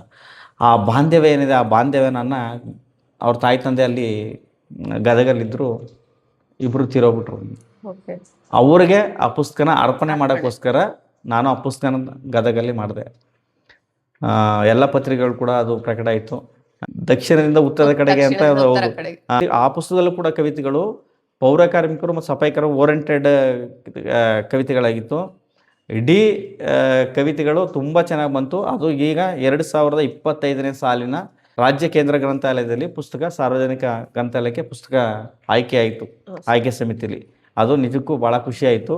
ಹಾಗೆಯೇ ಆಯ್ಕೆ ಸಮಿತಿಯಲ್ಲಿ ತುಂಬ ದೊಡ್ಡ ದೊಡ್ಡ ವ್ಯಕ್ತಿಗಳಿದ್ದರು, ಆಯ್ಕೆ ಮಾಡಿದ್ರು. ಆ ಪುಸ್ತಕದಲ್ಲಿ ಅರ್ಜುನ್ ಗೊಳಸಂಗಿ ಅವ್ರು ಹೇಳಿದಂತಹ ಪದ ನಾನು ಹೇಳ್ತಾ ಇರೋದು, ಅವ್ರು ಕೋಟ್ ಮಾಡಿರ್ತಾರೆ. ಕನ್ನಡಿ ಕೃತಿಯಲ್ಲಿನ ಕವಿತೆಗಳು ಕ್ರಾಂತಿಯ ಕಿಡಿಗಳಾಗಿವೆ ಅಂತ ಹೇಳ್ತಾರೆ. ಆ ಥರ ಕ್ರಾಂತಿಯ ಕಿಡಿಗಳನ್ನು ನಾನು ಅಲ್ಲಿ ಜೋಡಿಸಿದ್ದೇನೆ ಅಂತ ಹೇಳೋದಕ್ಕೆ ಭಾಳ ಖುಷಿ ಆಗುತ್ತೆ. ನನ್ನ ಕವಿತೆಗಳು ನನ್ನ ಇಲ್ಲಿ ತನಕ ಜರ್ನಿ ಮಾಡ್ಕೊ ಬಂತು. ನನ್ನ ಪುಸ್ತಕಗಳ ಬಗ್ಗೆ ಹೇಳಬೇಕು ಅಂದರೆ ಈಗ 8ನೇ ಕೃತಿ ನಿಮಗೆ ಗೊತ್ತು, ನಿಮಗೆ ಇತಿಹಾಸ ಪುಟದಲ್ಲಿ ಸ್ನೇಹ ಚರಿತ್ರೆ ಅಂತ. ಅದು 30 ವರ್ಷಗಳ ಹಿಂದೆ ನನ್ನ SSLCಯಲ್ಲಿ ಓದಿದಂತಹ ಎಲ್ಲ ಸ್ನೇಹಿತರು ಒಗ್ಗೂಡಿಸಿ ಒಂದು ಇತಿಹಾಸ ನಡೆಸುವಂಥ ವೆಂಕಟೇಶ್ವರ ಸರ್ಕಾರಿ ಪದವಿ ಪೂರ್ವ ಕಾಲೇಜಿನಲ್ಲಿ 84 ಜನರನ್ನ ಸೇರಿಸಿ ಮೇಡಮ್ ಹೌದು, ಒಂದು ದೊಡ್ಡ ಕಾರ್ಯಕ್ರಮ ಮಾಡಿದ್ರಿ. ಅದರಲ್ಲಿ ಇತಿಹಾಸ ಪುಟದಲ್ಲಿ ಒಂದು ಸ್ನೇಹ ಚರಿತ್ರೆ ಅಂತ ಪುಸ್ತಕ ಬಿಡುಗಡೆ ಮಾಡಿದೆ. ಆ ಪುಸ್ತಕದ ಏನೋ ಒಂದು ಸಾರಾಂಶ ಇಷ್ಟೇ: ಆ 30 ವರ್ಷದ ಹಿಂದೆ ಏನಾಗಿದ್ರು, 30 ವರ್ಷದ ನಡುವಿನ ಏನಾಯಿತು, ಪ್ರೆಸೆಂಟ್ ಏನಾಗಿದ್ದಾರೆ, ಈ ವಿಚಾರಗಳನ್ನ ಇಟ್ಕೊಂಡು ಪುಸ್ತಕ ಮಾಡಿದೆ. ಅದು ಕೂಡ ಒಂದು ಅತ್ಯುತ್ತಮ ಕೃತಿ ಆಯಿತು. ಆ ಮಹೇಶ್ ಆರ್ವೆ ಅವರು ಆ ಪುಸ್ತಕಕ್ಕೆ ಮುನ್ನುಡಿ ಬರೆದು ಅವರೇ ಆ ಪುಸ್ತಕದ ಕುರಿತು ಮಾತಾಡಿದ್ರು. ಇದು ಒಂದು ದೊಡ್ಡ ಹೆಗ್ಗಳಿಕೆ. ಯಾಕೆಂದರೆ ನಾವು ಏನೇ ಮಾಡಿದ್ರು ಕೂಡ ಒಂದೊಂದು ಹೆಜ್ಜೆನೂ ಕೂಡ ನಾವು ನಮ್ಮ ಇರುವಿಕೆನ ಇರಿಸ್ಬಿಟ್ಟು ಹೋಗ್ತಾ ಇದ್ದೀವಿ ಅನಿಸ್ತೈತೆ. ತದನಂತರ ಈಗ ಮೊನ್ನೆ ಸಂಚಲನ ಕೃತಿ ನಾನು ಜಿಲ್ಲಾ ಸಫಾಯಿ ಕರ್ಮಚಾರಿ ಜಾಗೃತಿ ಸಮಿತಿ ಸದಸ್ಯನಾಗಿ ಕಳೆದ 3-4 ವರ್ಷಗಳಿಂದ ಏನನ್ನು ಮಾಡಿದೆ ಚಾಮರಾಜನಗರದಲ್ಲಿ. ಅದರ ಜೊತೆಲಿ ಈ ಪೌರ ಕಾರ್ಮಿಕರ ಓರಿಯೆಂಟೆಡ್ ಯಾಕೆ ನಾನು ಅವ್ರ ಸಬ್ಜೆಕ್ಟ್ ತಗೊಂಡೆ, ಅಲ್ಲಿ ಯಾಕೆ ಹೋರಾಟ ಮಾಡಿದೆ ಅನ್ನೋದನ್ನೆಲ್ಲ ಕುರಿತು ನಾನು ಸಂಚಲನ ಕೃತಿಯಲ್ಲಿ ದಾಖಲಿಸಿದ್ದೀನಿ ಮೇಡಮ್. ಆ ಚಾಮರಾಜನಗರದಲ್ಲಿ ಪೌರ ಕಾರ್ಮಿಕರಿಗೆ ಉಳಲಿಕ್ಕೆ ಜಾಗ ಇರಲಿಲ್ಲ, ಎಲ್ಲೋ ಖಾಸಗಿ ಜಾಗದಲ್ಲಿ ಉಳ್ತಾ ಇದ್ರು. ಇವತ್ತು ಅವ್ರಿಗೋಸ್ಕರ ಕಾಳುಂಡಿ ರಸ್ತೆಯಲ್ಲಿ 14 ಗುಂಟೆ ಜಾಗ ಮಾಡಿ ಇವತ್ತು ಎಲ್ಲರೂ ಅಲ್ಲಿ ಶವ ಸಂಸ್ಕಾರ ಮಾಡ್ತಿದ್ದಾರೆ. ಹಾಗೆ ಪೌರ ಕಾರ್ಮಿಕರ ಭವನಕ್ಕೆ 2 ಎಕರೆ ಜಮೀನನ್ನ ಇಲ್ಲಿ ಎಡಬೆಟ್ಟದ ಹತ್ರ ಉತ್ವಳ್ಳಿ ಸರ್ವೆ ನಂಬರಲ್ಲಿ 2 ಎಕರೆ ಜಮೀನು ಕಾಯ್ದಿರಿಸಿದೆ. ಹಾಗೆ ಬಡವಣೆ ಅಂದರೆ ನಗರಸಭೆಯಲ್ಲಿ ಏನು ಕೆಲಸ ಮಾಡ್ತಾರೆ, ನೇರ ಪಾವತಿ ಮತ್ತು ಟೆಂಡರ್ಸ್ನವರು ಕೆಲಸ ಮಾಡ್ತಾರಲ್ಲ, ಅವ್ರಿಗೆ 2 ಎಕರೆ ಇಲ್ಲಿ ಮಲ್ಲೇನ್ಪುರದ ಹತ್ರ 2 ಎಕರೆ ಜಮೀನನ್ನ ಕಾಯ್ದಿರಿಸಿದ್ದೀನಿ. ಅದು ಸರ್ಕಾರದಿಂದ ಮಂಜೂರು ಮಾಡಿಸಿ ಇವತ್ತು ಅದನ್ನ ಇನ್ನೇನೋ ಸ್ವಲ್ಪ ದಿನಗಳಲ್ಲಿ ಲೇಔಟ್ ಆಗುತ್ತೆ. ಹಾಗೆ ಪೌರ ಕಾರ್ಮಿಕರಿಗೆ ಹಕ್ಕುಪತ್ರಗಳಿರಲಿಲ್ಲ ಎಷ್ಟೋ ತಲೆಮಾರುಗಳಿಂದ. ಇಲ್ಲಿ ಯಳಂದೂರು ಪೌರ ಕಾರ್ಮಿಕರಿಗೆ ಅದು ಕೊಡಿಸ್ದೆ. ಮತ್ತು ತೆರಕನಾಂಬಿಲಿ ಅವರು ತಲೆಮಾರುಗಳಿಂದ ವಾಸ ಮಾಡಿದ್ರು, ಅವರು ವಾಸ ಮಾಡಿದ್ದಕ್ಕೆ ದಾಖಲೆಗಳು, ಅಸೆಸ್ಮೆಂಟ್ಗಳಿರಲಿಲ್ಲ. ಆಮೇಲೆ ವಿಶ್ರಾಂತಿ ಕೊಠಡಿಗಳಿರಲಿಲ್ಲ. ಈ ಸಿಮ್ಸ್ ಹಾಸ್ಪಿಟ್ಲಲ್ಲಿ ಈ ಸ್ಟೇರ್ ಕೇಸ್ ಕೆಳಗಡೆ ಊಟ ಮಾಡ್ತಾಯಿದ್ರು ತಿಂಡಿ ತಗೊಂಡೋಗಿ ಪೌರ ಕಾರ್ಮಿಕರು. ಅದನ್ನು ನಾನು ಹೋಗಿ ಭೇಟಿ ಮಾಡಿ ಅಲ್ಲಿ ಮೊನ್ನೆ ಅಷ್ಟೇ ಕಳೆದ ವರ್ಷ ಅವ್ರಿಗೆ ನಾನು ವಿಶ್ರಾಂತಿ ಕೊಟ್ಟಲ್ಲಿ ಮಾಡಿಸ್ಕೊಟ್ಟೆ. ಚಾಮರಾಜನಗರದಲ್ಲಿ ಕೂಡ ರವಿ ಸರ್ DC ಅವರಿದ್ದಾಗ ನಾನು 10 ಲಕ್ಷ ರೂಪಾಯಿ ಗ್ರ್ಯಾಂಟ್ ಹಾಕ್ಸಿ DC ರವಿ ಅವರು ಇಲ್ಲಿ ನಗರಸಭೆ ಪಕ್ಕದಲ್ಲೇ ವಿಶ್ರಾಂತಿ ಕೊಠಡ ಮಾಡಿರ್ತಾರೆ. ಆದರೆ ಇನ್ನೂ ಕೂಡ ಅವರು ನಗರಸಭೆಯವರು ಮೂಲಭೂತ ಸೌಕರ್ಯಗಳನ್ನ ಕಲ್ಪಿಸ್ಕೊಡದೆ ಅದನ್ನು ಹಂಗೆ ಉದ್ಘಾಟನೆ ಕೂಡ ಮಾಡದೆ ಹಂಗೆ ಬಿಟ್ಟಿದ್ದಾರೆ ಅನ್ನೋದು ಒಂದು ದುರಂತ. ನಾನೀಗ ಆಯೋಗದ ಸದಸ್ಯನಾಗಿದೆ, ಅತಿ ಶೀಘ್ರದಲ್ಲಿ ಅದನ್ನು ರೆಡಿ ಮಾಡಿಸ್ತೇನೆ. ಆಯಿತು. ತದನಂತರ ಸಂಚಲನ ಕೃತಿ ಬಗ್ಗೆ ಹೇಳಬೇಕು ಅಂತ ಹೇಳಿದ್ರೆ ಮೇಡಮ್, ಅದು ಇದು ಅಂದರೆ 113ಕ್ಕೂ ಹೆಚ್ಚು ನಾನು ದಾಖಲೆಗಳನ್ನ ಅಲ್ಲೇ ಸಂಗ್ರಹಿಸಿದ್ದೀನಿ. ಅಂದರೆ 3-4 ವರ್ಷ ನಾನು ಏನೇನು ಮಾಡಿದ್ದೀನಿ ಅನ್ನೋದನ್ನೆಲ್ಲ. ಅದು ಒಳ್ಳೆಯ ಕೃತಿ. ಒಬ್ಬ ಈ ರಾಜ್ಯದ ಸಮಾಜ ಕಲ್ಯಾಣ ಸಚಿವರು ಬಂದು ಚಾಮರಾಜನಗರದಲ್ಲಿ ಪುಸ್ತಕ ಒಬ್ಬ ಮಂತ್ರಿ ಬಂದು ಪುಸ್ತಕ ಬಿಡುಗಡೆ ಮಾಡಿದ್ದಾರೆ ಅಂದರೆ ಇದೇ ಮೊದಲು ಅಂತ ಹೇಳ್ಬೋದು. ಇದೇ ದಾಖಲೆ. ಇದು ಕೂಡ ಒಂದು ಇತಿಹಾಸ ಆಗಿದೆ. ಮಾನ್ಯ ಸಮಾಜ ಕಲ್ಯಾಣ ಸಚಿವರು ಮತ್ತು ನಮ್ಮ ಅಚ್ಚುಮೆಚ್ಚಿನ DC ಅವರು ಶಿಲ್ಪಾರಾಣಿ ಮೇಡಮ್ ಅವರು, ನಮ್ಮ ಪ್ರೀತಿಗೆ ಒಗ್ಗಟ್ಟು, ಅವರು ಕೂಡ ಬಂದು ಪುಸ್ತಕ ಬಿಡುಗಡೆಯಲ್ಲಿ ಭಾಗಿಯಾದರು.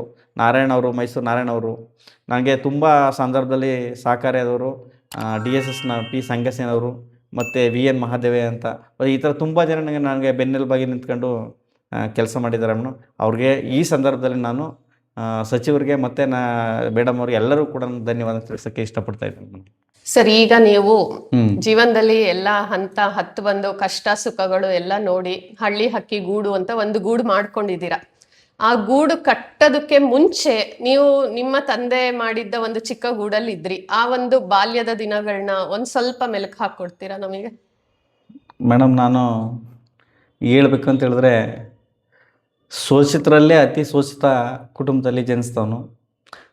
ನಮ್ಮ ತಾಯಿ ತಂದೆ ಇಬ್ಬರೂ ಊರಲ್ಲಿ ಸಿಕ್ಕಿದ ಕೆಲಸ ಮಾಡ್ಕೊಂಡು ಜೀವನ ಕಟ್ಕೊಂಡವರು. ಗ್ರಾಮ ಪಂಚಾಯತಿಲಿ ಕೂಡ ನಮ್ಮ ತಂದೆ ಕೆಲಸ ಮಾಡ್ತಾಯಿದ್ರು. ನಮ್ಮದು ಒಂದು ಚಿಕ್ಕ ಗುಡಿಸಲು.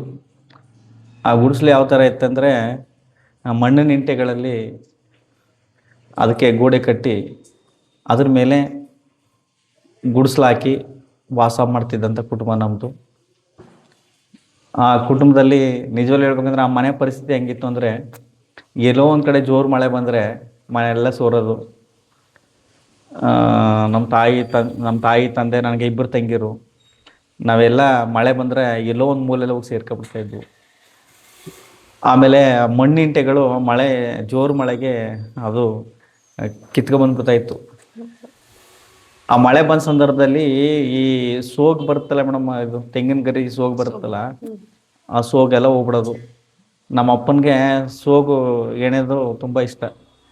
ಎಲ್ಲರೂ ಯಾರ ತೋಟಕ್ಕಾರು ಹೋಗಿ ಆ ಸೋಗು ತಗೊಬಂದು, ಆ ಭೂತಾಳೆ ನಾರಿರುತ್ತೆ, ಆ ಭೂತಾಳೆ ನಾರನ್ನು ಕಿತ್ಕೊಬಂದ್ಬಿಟ್ಟು ಅದನ್ನು ಉಣಿ ಹಾಕಿ ಅದು ಕಟ್ಟಿ ಆ ಥರ ನಮ್ಮನ್ನು ಜೋಪಾನ ಮಾಡ್ತಾಯಿದ್ರು.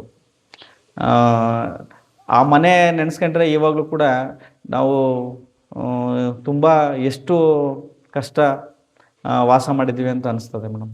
ಇವತ್ತು ಆ ಕಣ್ಣಂಚಲ್ಲಿ ನೀರು ಬರುತ್ತೆ. ಯಾಕಂತ ಹೇಳಿದ್ರೆ ನಾವು ಇಷ್ಟೆಲ್ಲ ಕಷ್ಟಪಟ್ಟಿದ್ದೀವ, ನಾವು ಹಿಂಗಿದ್ವಾ ಅಂತ ಅನಿಸ್ತು. ತುಂಬ ಕಷ್ಟದ ಜೀವನ, ಹೇಳೋಕ್ಕಾಗಲ್ಲ ಅದನ್ನ ಪದಗಳಲ್ಲಿ. ಅದನ್ನು ನನ್ನ ಪುಸ್ತಕಗಳೆಲ್ಲ ದಾಖಲಿಸಿದ್ದೀನಿ ಕವಿತೆಗಳಾಗಿ. ಆದರೆ ಈಗ ಅವ್ವ ಅಂತ ಒಂದು ಕವಿತೆ ಬೇಕಾದ್ರೆ ತಮ್ಮ ಮುಂದೆ ನಾನು ಪ್ರಸ್ತುತಪಡಿಸ್ತೀನಿ. ಅಂದರೆ ಆವತ್ತಿನ ಪರಿಸ್ಥಿತಿಲಿ ಅವ್ವ ಯಾವ ಥರ ನಮ್ಗೆ ಅಡುಗೆ ಮಾಡಿಕೊಟ್ಟಿದ್ಲು ಅಂತ ನಾನು ಒಂದು ಕವಿತೆನ ಬರೆಸ್ತೀನಿ. ಅವ್ವ ಎಂದರೆ ದೇವರು. ಅಂದು ಅವ್ವ ಕಾಡು ಮೇಡಿಗೆ ಹೋಗಿ ಮುಳ್ಳು ಗಂಟಿಗಳ ತರಿದು ಕಟ್ಟಿಯಾಗಿಸಿ, ಬಿಸಿಲು ಬಿರುಗಾಳಿ ಎನ್ನದೆ ಕಟ್ಟಿಗೆಯ ಹೊತ್ತು ತಂದು ಒಲೆ ಹಚ್ಚಿ ಬೆಂಕಿಯ ಒಡಲಲ್ಲಿ ಬೆಂದು ಅನ್ನ ಮಾಡಿಕೊಡುವಷ್ಟರಲ್ಲಿ ಬೆವರಿಳಿಯುತ್ತಿತ್ತು. ಆದರೂ ಅವ್ವನಿಗೆ ಆಯಾಸ ಕಾಣಲಿಲ್ಲ. ಅಂದು ಅವ್ವ ವಂಗೆ ಸೋಪುಕೊಂಡು ಕೊಳೆ ಬಟ್ಟೆಗಳನ್ನು ದೂರದಲ್ಲೆಲ್ಲೋ ಕೆರೆ ಕಟ್ಟೆ ಕಾಲುವೆಗೆ ಒತ್ತು ಬಟ್ಟೆಗಳ ಒಗೆದು ಸುಸ್ತಾಗಿ ಹಾರಾಕಿ ಮನೆಗೆ ತಲುಪುವಷ್ಟರಲ್ಲಿ ಇಳಿ ಸಂಜೆಯೇ ಆಗಿಬಿಡ್ತಿತ್ತು. ಆದರೂ ಅವ್ವನಿಗೆ ಆ ಕೆಲಸ ಆಯಾಸವಾಗಿ ಕಾಣಲಿಲ್ಲ. ಈಗ ಕಾಲ ಬದಲಾಗಿದೆ. ಗ್ಯಾಸ್ ಹಚ್ಚಿ ಕುಕ್ಕರ್ ವಿಷಲ್ ಕೂಗಿದೆಡೆ ಕ್ಷಣಾರ್ಧದಲ್ಲಿ ಅನ್ನ ಆಗಿಬಿಡುವುದು. ಸ್ವಿಚ್ ಹಾಕಿದೊಡೆ 1-2 ನಿಮಿಷದಲ್ಲಿ ವಾಷಿಂಗ್ ಮೆಷಿನ್ ಬಟ್ಟೆ ಒಗೆದು ಹೊರ ಹಾಕುವುದು. ಆದರೇನಂತೆ, ಅವ್ವನಿಗೆ ಮಾತ್ರ ಗ್ಯಾಸ್ ಹಚ್ಚಿ ಅನ್ನ ಬೇಯಿಸುವುದು, ವಾಷಿಂಗ್ ಮೆಷಿನ್ ಬಟ್ಟೆ ಹಿಂಡುವುದು ಇಷ್ಟವಿಲ್ಲ. ಅದರ ಸವಾಸವೇ ಬೇಡ ಎನ್ನುವರು. ಒಲೆ ಹಚ್ಚಿ ಅನ್ನ ಬೇಯಿಸುವುದು ಶಕ್ತಿ ಎನ್ನುವರು. ಬಟ್ಟೆ ಒಗೆದು ಹಿಂಡುವುದು ಆರೋಗ್ಯ ಎನ್ನುವರು. ಹೊಸತನಕ್ಕೆ ಅಂಟಿಕೊಳ್ಳದವ್ವ ಹಳೆಯದನ್ನು ಎಂದಿಗೂ ಬಿಡಲೊಳ್ಳರು. ಕಿತ್ತು ತಿನ್ನೋ ಬಡತನದಲ್ಲೂ ಅವ್ವ ನಮ್ಮ ಸಾಕಕ್ಕೆ ಪಟ್ಟ ಕಷ್ಟ ಅಷ್ಟಿಷ್ಟಲ್ಲ. ಹೇಳ್ತಾ ಹೋದರೆ ಕಣ್ಣುಗಳಲ್ಲಿ ಕಂಬನಿ ತಾನಾಗಿಯೇ ಇಳಿಯುವುದು. ಅವ್ವ ಅಂದರೆ ದೇವರು, ಅವ್ವ ಅಂದರೆ ಎಲ್ಲವೂ.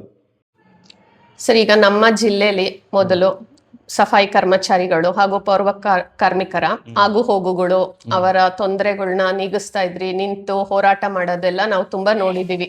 ನಮ್ಮ ಹೆಮ್ಮೆಯ ಹೋರಾಟಗಾರರು ಅಂತ ಹೇಳ್ಬೋದು. ಯಾರೋ ದೊಡ್ಡದಕ್ಕೇನೋ ಹೋರಾಟಕ್ಕಿಂತ ನಾವು ಬೇಸಿಕ್ ನೀಡ್ಸ್ ಬೇಕಾಗಿತ್ತು, ಅವರಿಗೋಸ್ಕರ ಯಾರು ನಿಲ್ಲೋರು ಇರ್ಲಿಲ್ಲ. ಆ ಸಮಯದಲ್ಲಿ ನೀವು ಅವರಿಗೋಸ್ಕರ ನಿಂತು ಹೋರಾಟ ಮಾಡಿದ್ರಿ. ಈಗ ಸಫಾಯಿ ಕರ್ಮಚಾರಿಗಳ ಆಯೋಗದ ಸದಸ್ಯರಾಗಿದ್ದೀರಾ. ಈ ಸದಸ್ಯರು ಆಗೋದಕ್ಕೆ ಹೇಗೆ ಸಾಧ್ಯ ಆಯಿತು ನಿಮಗೆ? ಮೇಡಮ್, ಇದು ಹೇಳಬೇಕು ಅಂದರೆ ತುಂಬ ಕಷ್ಟದ ಕೆಲಸ. ಒಂದು ಆಯೋಗ ಅಂತ ಹೇಳಿದ್ರೆ, ಇವತ್ತು ನಾನು ಒಂದು ರಾಜ್ಯ ಮಟ್ಟದಲ್ಲಿ ಆಯೋಗದ ಸದಸ್ಯ ಆಗಿದ್ದೇನೆ ಅಂತ ಹೇಳಿದ್ರದು ಸಾಮಾನ್ಯದ ಮಾತಲ್ಲ.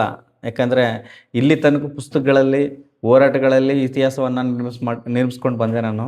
ಈ ಸಫಾಯಿ ಕರ್ಮಚಾರಿ ಆಯೋಗ ಸದಸ್ಯ ಆಗಿರೋದು ಅದರಿಂದ ದೊಡ್ಡ ಹೋರಾಟ ಇದೆ, ಸುಮ್ಮನೆ ಬಂದದ್ದಲ್ಲ. ನಾನೇನು ಇಲ್ಲಿ ತನಕ ನನ್ನ ಜರ್ನಿ ಏನಾಗಿತ್ತು, ನಾನು 2 ಬುಕ್ಲೆಟ್ ಮಾಡಿದ್ದೀನಿ ಸರ್. 2 ಬುಕ್ಲೆಟ್ ಏನು ಅಂತ ಹೇಳಿದ್ರೆ, ನಾನು ಇಲ್ಲಿ ತನಕ ಪೌರ ಕಾರ್ಮಿಕರ ಮತ್ತು ಸಫಾಯಿ ಕರ್ಮಚಾರಿಗಳ ಪರವಾಗಿ ಏನು ಹೋರಾಟ ಮಾಡ್ಕೊಂಬಂದಿದ್ದೀನಿ, ಅವ್ರಿಗೆ ಏನು ಅವ್ರಿಗೆ ಹಕ್ಕುಗಳಿಗೆ ಹೋರಾಟ ಮಾಡಿ ಅವ್ರಿಗೆ ಏನು ಸವಲತ್ತುಗಳನ್ನ ಕೊಡಿಸಿದ್ದೀನಿ ಅಷ್ಟನ್ನು ಒಂದು ಬುಕ್ಲೆಟ್ ಮಾಡಿದ್ದೀನಿ. ಇನ್ನೊಂದು ಬುಕ್ಲೆಟ್ ತಗೊಂಡ್ರೆ 2011ರಿಂದ ಭಾವನೆಗಳು ಕೃತಿಯಿಂದ ಸಂಚಲನ ಕೃತಿ ತನಕ ಈ 9 ಕೃತಿಗಳು ಮತ್ತು ನಾನು ಭಾಗವಹಿಸಿದ ಕವಿಗೋಷ್ಠಿಗಳು, ಆಮೇಲೆ ಒಬ್ಬ ಪತ್ರಕರ್ತನಾಗಿ ಕವಿಯಾಗಿ ಚಾಮರಾಜನಗರ ಜಿಲ್ಲೆಯಲ್ಲಿ ಸಾಹಿತಿಯಾಗಿ ನನ್ನನ್ನು ಹಲವು ಸಂಘ ಸಂಸ್ಥೆಗಳು ನನ್ನನ್ನು ಗುರುತಿಸಿ ಇವತ್ತು ಸನ್ಮಾನಿಸಿದೆ. ಆ ಎಲ್ಲ ದಾಖಲಾತಿಗಳನ್ನು ಸೇರಿಸಿ ನಾನು ಎಲ್ಲರಿಗೂ ಮನವಿ ಕೊಟ್ಟೆ. ನಾನು ಸಾಹಿತ್ಯ ಕ್ಷೇತ್ರದಲ್ಲಿ ಸಮಾಜ ಸೇವೆ ಮತ್ತು ಸಫಾಯಿ ಕರ್ಮಚಾರಿಗಳ ಸೇವೆಯಲ್ಲಿ ಮಾಡ್ತಾಯಿದ್ದೀನಿ. ನನಗೆ ಆಯೋಗದ ಮೆಂಬರ್ ಮಾಡಿಕೊಟ್ರೆ ನಾನು ಈ ಸಮುದಾಯದ ಸೇವೆ ಮಾಡಬೇಕು ಅಂತ ತುಂಬ ಜನರಲ್ಲಿ ನಾನು ಕೇಳ್ಕೊಂಡೆ. ಇದು ಹಿನ್ನೆಲೆ ಸರ್. ಈಗ ಸದಸ್ಯರಾಗಿ ನಿಂತಿದ್ದೀರಾ, ಇನ್ನು ಮುಂದೆ ನೀವು ಏನು ಮಾಡಬೇಕು, ಯಾವ್ಯಾವ ರೀತಿ ಕೆಲಸ ಮಾಡಬೇಕು ಅಂತ ಒಂದು ಆಲೋಚನೆಗಳು ಇಟ್ಕೊಂಡಿದ್ದೀರಾ? ಹಸಿದವನಿಗಷ್ಟೇ ಅನ್ನದ ಬೆಲೆ ಗೊತ್ತು. ಹಾಗೆ ಆ ಜಾಗದಲ್ಲಿ ನಾನಿದ್ದೆ, ನಾನು ಹುಟ್ಟು ಬಂದೆ, ಆ ಸಮಸ್ಯೆ ಏನಂತ ನನಗೆ ಅರಿವಿದೆ, ಹೌದು, ಆ ನೋವಿದೆ. ಅದನ್ನು ನಾನು ಹೆಂಗೆ ಪರಿಹಾರ ಮಾಡಬೇಕು ಅನ್ನೋ ಒಂದು ಕೂಡ ಇದೆ ಮೇಡಮ್. ಅದನ್ನು ನಾನು ಯಾವಾಗ ಅಧಿಕಾರ ಸ್ವೀಕಾರ ಮಾಡಿದೆ ನಾನು ಅಲ್ಲಿಂದನೇ ನನ್ನ ಕೆಲಸನ ಪ್ರಾರಂಭ ಮಾಡಿದ್ದೀನಿ. ಒಂದು ಸಣ್ಣ ಉದಾಹರಣೆ ಹೇಳ್ಬೇಕಂದ್ರೆ, ಅಲ್ಲಿ ಮಾರಿಯಮ್ಮ ಅಂತ ಒಬ್ಬರು ಕೆಲಸ ಮಾಡ್ತವ್ರೆ ಸಫಾಯಿ ಕರ್ಮಚಾರಿ ಆಯೋಗದಲ್ಲಿ. ಅವ್ರಿಗೆ 5,000 ರೂಪಾಯಿ ಅಷ್ಟೇ ಸಂಬಳ ಕೊಡ್ತಾಯಿದ್ದಾರಂತೆ. ನಾನು ಅವ್ರನ್ನ ಕರೆದು ಮಾತಾಡಿದೆ, ಎಷ್ಟಮ್ಮ ಸಂಬಳ ಅಂತ ಹೇಳಿದೆ. 5,000 ಕೊಡ್ತಾರೆ ಬದಿ ನನಗೆ ಅಂತ ಹೇಳಿದ್ರು. ಅವ್ರು ಕಣ್ಣೀರು ಹಾಕ್ತಾಯಿದ್ರು, ಬರೀ 5,000ಕ್ಕೆ ನನ್ನ ಕುಟುಂಬ ಸಾಕ್ತಾಯಿದ್ದೀನಿ, ಸಾಲ್ತಾ ಇಲ್ಲ ಅಂತ ಹೇಳಿದ್ರು. ನಾವು ಕರ್ನಾಟಕ ರಾಜ್ಯ ಸಫಾಯಿ ಕರ್ಮಚಾರಿ ಆಯೋಗ ಅಂದರೆ ಇಡೀ ಕರ್ನಾಟಕದಲ್ಲಿರೋಂಥ ಪೌರ ಕಾರ್ಮಿಕರಿಗೆ ಮತ್ತು ಸಫಾಯಿ ಕರ್ಮಚಾರಿಗಳಿಗೆ ಅವರ ಹಕ್ಕುಗಳಿಗೋಸ್ಕರ, ಅವರ ಅಭಿವೃದ್ಧಿಗೋಸ್ಕರ ಆಯೋಗ ಇರೋದು. ಅವ್ರಿಗೆ ಸಮಸ್ಯೆ ಆದಾಗ ಅವರ ಸಮಸ್ಯೆನ ಪರಿಹರಿಸೋ ನಿಟ್ಟಿನಲ್ಲಿ ಆಯೋಗ ಕೆಲಸ ಮಾಡ್ತದೆ. ಆದರೆ ಆಯೋಗದಲ್ಲೇ ಒಬ್ಬರು ಕನಿಷ್ಠ ವೇತನ ಇಲ್ಲದೆ ಕಷ್ಟಪಡ್ತಾ ಇರೋದು ನಾನು ಯಾಕೋ ಸರಿ ಅನ್ನಿಸ್ಲಿಲ್ಲ. ನಾವು ಮೊದಲು ಶುರು ಮಾಡಬೇಕಾದ ಕೆಲಸನ ಅಲ್ಲಿಂದ ಅಂಥೇಳಿ ಅವ್ರಿಗೆ ಮಾತಾಡಿದ್ದೀನಿ. ಅತಿ ಶೀಘ್ರದಲ್ಲಿ ಅವ್ರ ಹತ್ರ ಅರ್ಜಿ ತಗೊಂಡು ಸರ್ಕಾರಕ್ಕೆ ಬರೆದು ಕನಿಷ್ಠ ಏನು ನಮ್ಮ ಕೈಲಿ ಸಾಧ್ಯನೋ ಅಲ್ಲಿಂದ ನನ್ನ ಕೆಲಸ ಪ್ರಾರಂಭ ಮಾಡಬೇಕು ಅಂತ ಆವತ್ತಿಂದ ಪ್ರಾರಂಭ ಮಾಡಿದೆ. ತದನಂತರ ಬಂದೊಡನೆ ಏನು ಕೆಲಸ ಆಗಬೇಕು ಅದನ್ನ ಪ್ರಾರಂಭ ಮಾಡಿ, ಮೊನ್ನೆ ಕೂಡ ತಾವು ಸಾಮಾಜಿಕ ಜಾಲತಾಣಗಳಲ್ಲಿ ಗಮನಿಸಿದಿರಿ, ನಾನು ಮೊದಲನೇ ಬಾರಿಗೆ ಯಳಂದೂರು ಪಟ್ಟಣ ಪಂಚಾಯತಿ ಕೊಳ್ಳೇಗಾಲ ನಗರಸಭೆಗೆ TP ಹಾಕ್ಸ್ಕೊಂಡು ಶಿಷ್ಟಾಚಾರ ನಿಯಮಾನುಸಾರ ನಾನು ಹೋಗಿದ್ದೆ. ಯಳಂದೂರು ಪೌರ ಕಾರ್ಮಿಕರ ಕಾಲೋನಿಗೆ ಹೋದಾಗ ಅವರು ಸಮಸ್ಯೆಗಳು ಹೇಳ್ತಾರೆ, ಮನೆ ಇಲ್ಲ, ಅದಿಲ್ಲ, ಇದಿಲ್ಲ ಅಂತ ಸಮಸ್ಯೆ ಹೇಳ್ತಾರೆ ಅಂತ ನಾನು ಅಂದ್ಕೊಂಡೆ. ಅಲ್ಲ, ಬೇರೆದೇ ಇತ್ತು. ಅದು ಭಾಳ ಮನಸ್ಸಿಗೆ ನಾಟ್ತು. ಯಾಕಂದರೆ ಇವತ್ತು ಜಾತೀಯತೆ ವಿರುದ್ಧ ನಾವು ಹೋರಾಟ ಮಾಡ್ತಾ ಇರ್ತೀವಿ, ಪತ್ರಿಕೆಗಳನ್ನ ಬರಿತಾ ಇರ್ತೀವಿ, ಏನೆಲ್ಲ ಮಾಡ್ತಿರ್ತೀವಿ. ಆದರೆ ನಮ್ಮ ಜಿಲ್ಲೆಯಲ್ಲೇ, ನಮ್ಮ ಪಕ್ಕದ ಊರಲ್ಲೇ ಇಂಥ ಒಂದು ಘೋರ ದುರಂತ ಇದ್ದಿದ್ದು ಬೆಳಕಿಗೆ ಬಂತು. ಹೀಗೆ ಮಾತಾಡ್ತಿರ್ಬೇಕಾರೆ, ಸರ್ ಈ ಥರ ನಮ್ಮಲ್ಲಿ ಹೋಟ್ಲ್ಗಳಲ್ಲಿ ನಮ್ಮನ್ನು ಒಳಗಡೆ ಬಿಡ್ತಾ ಇಲ್ಲ, ಈ ಚೈನೀಸಲ್ಲಿ ತಿಂಡಿ ಕೊಡ್ತಾರೆ ಅಂತ ಪೌರ ಕಾರ್ಮಿಕರು ಹೇಳಿದ್ರು. ಆಗ ಅಧಿಕಾರಿಗಳು ಜೊತೆಲಿದ್ದರು, ಯಾರು ಹಂಗೆ ಮಾಡ್ತಾರೆ ಬನ್ನಿ ಅಂತ ಹೇಳ್ಬಿಟ್ಟು ಖುದ್ದು ನಾನು ಹೋಟ್ಲಿಗೆ ಕರ್ಕೊಂಡೋಗಿ ಅವ್ರು ಕೂರಿಸ್ದೆ. ಹೋಟ್ಲಲ್ಲಿ ತಿಂಡಿ ಕೊಡಿ ಅಂತ ಹೇಳಿದೆ. ಅಲ್ಲೇ ಇರೋ ಅಧಿಕಾರಿಗಳಿಗೆ ಹೇಳಿದೆ, ಹೋಟ್ಲ್ ಮಾಲೀಕರಿಗೂ ಹೇಳಿದೆ, ಇದು SC/ST ದೌರ್ಜನ್ಯ ಕಾಯ್ದೆನಿ, ಇದು ನಿಮ್ಮ ಪ್ರಕರಣ ದಾಖಲಾಗುತ್ತೆ, ಆಯೋಗದಲ್ಲೂ ಕೂಡ ಪ್ರಕರಣ ದಾಖಲಾಗುತ್ತೆ, ಇನ್ನು ಮುಂದೆ ಈ ಥರ ಮಾಡಬೇಡಿ ಅಂತ ಅವ್ರಿಗೆ ಎಚ್ಚರಿಕೆ ಕೊಟ್ಟಿದ್ದೀನಿ. ಈಗ ಮೊದಲನೇ ಕೆಲಸನೇ ಅವ್ರ ತಿಂಡಿ ಕೊಡಿಸೋದ್ರ ಮೂಲಕ ಒಂದು ಸಾಮಾಜಿಕ ನ್ಯಾಯ ಕೊಡಿಸೋವಂಥ ಕೆಲಸನ ನಾನು ಮಾಡಿದ್ದೀನಿ. ಅದು ಭಾಳ ಖುಷಿಯಾಗುತ್ತೆ. ಯಾಕಂತ ಹೇಳಿದ್ರೆ ಇವತ್ತು ಮನುಷ್ಯನಾಗಿ ನೋಡದೇ ಇದ್ಮೇಲೆ ಅದು ಸರಿ ಬರಲ್ಲ. ಅಂತಹ ಕೃತ್ಯಗಳನ್ನ ನಾನು ಯಾವಾಗಲೂ ಧಿಕ್ಕರಿಸ್ತೀನಿ. ಅದು ನಾನು ಹಿಡಿಸೋದು ಇಲ್ಲ. ಈಗ ಆಯೋಗದ ಮೆಂಬರ್ ಆದ್ದರಿಂದ ಆ ಕೆಲಸನ ಅತಿ ತುರ್ತಾಗಿ ನಾನು ಮಾಡಿದ್ದೀನಿ. ನನಗೆ ಮನಸ್ತೃಪ್ತಿ ಇದೆ. ಅಲ್ಲಿಂದ ಮತ್ತೆ ಕೊಳ್ಳೇಗಾಲಕ್ಕೆ ಹೋದೆ. ಪೌರ ಕಾರ್ಮಿಕರಿಗೆ ನಿವೇಶನ ಮತ್ತು ಮನೆಗಳದೇ. ಈಗ ಕೊಳ್ಳೇಗಾಲದ ಯಳಂದೂರು ವಿಚಾರಕ್ಕೆ ಬಂದರೆ 28 ಮನೆಗಳು ಗೂಡಂಗಡಿ ಥರ ಮನೆಗಳಿದೆ ಸರ್. ಆ ಗೂಡಂಗಡಿ ಮನೆಗಳಲ್ಲಿ ಒಂದೇ ಕುಟುಂಬದಲ್ಲಿ 3 ಫ್ಯಾಮಿಲಿ ವಾಸ ಮಾಡ್ತಾರೆ. ಅದು ಯಾವಾಗಲೂ ಕಟ್ಟಿರೋ ಮನೆಗಳು 20-30 ವರ್ಷದಿಂದ. ಅದು ಎಲ್ಲ ಮೇಲ್ಗಡೆ ಎಲ್ಲ ಸೀಲಿಂಗ್ ಎಲ್ಲ ಹೋಗ್ಬಿಟ್ಟದೆ, ಆ ವೈರಿಂಗ್ ಎಲ್ಲ ಕಿತ್ತೋಗ್ಬಿಟ್ಟದೆ. ಆದರೆ ನಗರಸಭೆಯವರು ತಾತ್ಕಾಲಿಕವಾಗಿ ಅದರ ಮೇಲ್ಗಡೆ ಈ ಕಲ್ಲರ್ ಸೀಟ್ ಬರುತ್ತೆ ನೋಡಿ, ಈ ಸೀಟು, ಈ ಕೂಲಿಂಗ್ ಸೀಟ್ ಅಂತ ಬರುತ್ತೆ ನೋಡಿ, ತಗಡ್ದು ಅಂಥ ಸೀಟ್ಗಳು ಹಾಕಿದ್ದಾರೆ. ಆ ಸೌಂಡು ಒಂದು ಕಡೆ ಮಳೆ ಬಂದಾಗ ಆ ಸೌಂಡು ಬರುತ್ತೆ. ಆಮೇಲೆ ಯಾವುದೇ ಭದ್ರತೆ ಇಲ್ಲದೆ ಬದುಕ್ತಾ ಇದ್ದಾರೆ. ಇದನ್ನೆಲ್ಲ ಸರಿಪಡಿಸೋ ದಿಕ್ಕಿನಲ್ಲಿ ಕೆಲಸ ಮಾಡಬೇಕು ಅಂದ್ಕೊಂಡಿದ್ದೀನಿ. ಆಮೇಲೆ ಕೊಳ್ಳೇಗಾಲಕ್ಕೆ ಹೋಗಿದ್ದೆ, ಅಲ್ಲೂ ಕೂಡ ಇದೇ ಸಮಸ್ಯೆ. ಅಲ್ಲಿ ಒಂದು ಕಾಲೋನಿ ಇದೆ, ಆ ಕಾಲೋನಿಲಂತೂ ಸುಮಾರು 1000ಕ್ಕೂ ಹೆಚ್ಚು ಜನ ಇದ್ದಾರೆ ಏನೋ, ಆದರೆ ಮನೆಗಳಿರೋದು ಕಡಿಮೆ, ಒಂದೇ ಫ್ಯಾಮಿಲಿ ಅಷ್ಟೇ. ಯಾಕೆ ನಗರಸಭೆಯವರು, ಈ ಪುರಸಭೆಯವರು, ಪಟ್ಟಣ ಪಂಚಾಯತ್ ಪೌರ ಕಾರ್ಮಿಕರಿಗೆ ಒಂದು ಒಳ್ಳೆ ಜಾಗ ತೋರಿಸಿ ಅವ್ರಿಗೆ ಮನೆಗಳನ್ನ ಕಟ್ಕೊಡೋಂಥ ಪ್ರಯತ್ನ ಮಾಡಲಿಲ್ಲ ಅನ್ನೋದು ಒಂದು ಬೇಸರದ ಸಂಗತಿ. ಯಾಕಂದರೆ ಈಗ ಗ್ರಾಮ ಪಂಚಾಯತಿಗಳಲ್ಲಷ್ಟೇ ಮೊನ್ನೆ ತಾವು ನೋಡಿದಿರಿ, ಈ ಕೋಡಿಮಳೆ ಕೆರೆ ನಾವು ಹೋಗಿದ್ದೆ, ನಾನು ಭೇಟಿ ಮಾಡಿದೆ. ಅಲ್ಲಿ ಎ ಡಿ ಅವ್ರನ್ನೂ ಕರ್ಕೊಂಡು ಹೋಗಿದ್ದೆ, ಸಹಾಯಕ ನಿರ್ದೇಶಕ ಮೇಘನಾ ಅಂತ. ಊರನ್ನೆಲ್ಲ ತೊಳಿತಾರೆ, ಕಸನೆಲ್ಲ ಎತ್ತಾಕ್ತಾರೆ.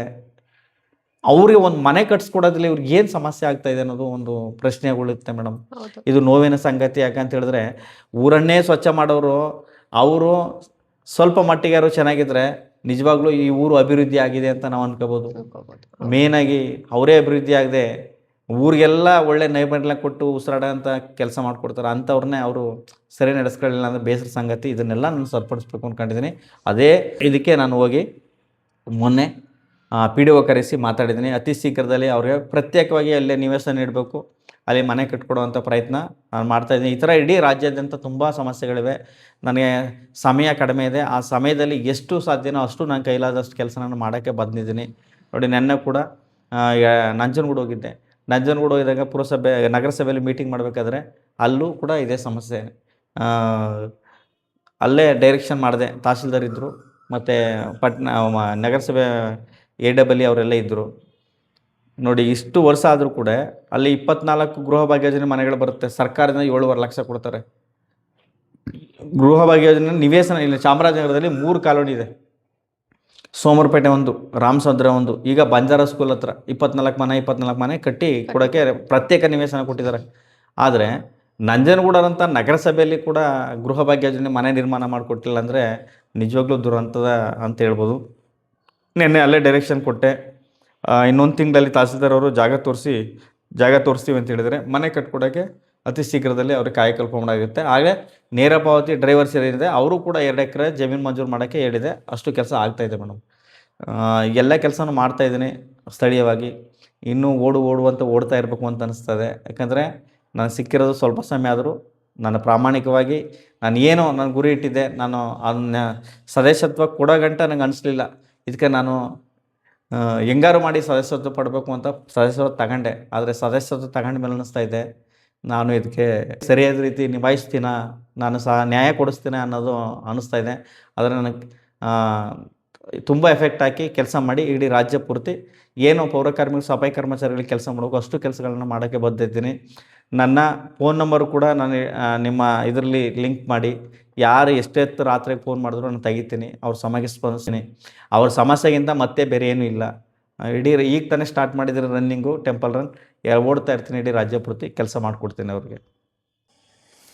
ಆಯೋಗದ ಸದಸ್ಯರಾಗಿ ಈಗ ತಾನೇ ಹೆಜ್ಜೆ ಇಟ್ಟಿದ್ದಾರೆ. ಆದರೆ ಹೆಜ್ಜೆ ಇಟ್ಟ ಮೊದಲ ಹೆಜ್ಜೆ ಅನ್ನೋದಕ್ಕಿಂತ ಟೆಂಪಲ್ ರನ್ನಲ್ಲಿ ಓಡಬೇಕು, ಅಷ್ಟೊಂದು ಕೆಲಸಗಳಿದೆ ನಮಗೆ.